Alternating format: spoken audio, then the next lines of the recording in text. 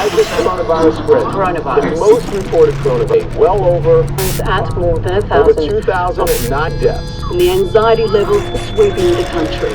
After a violent confrontation. This is our new reality right now. We got to get out of there.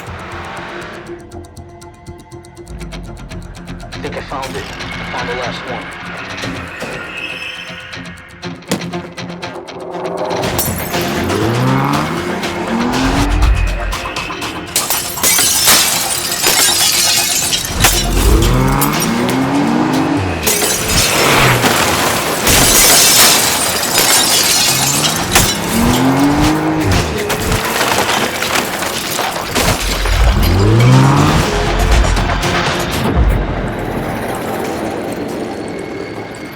This is a time for people to remain calm.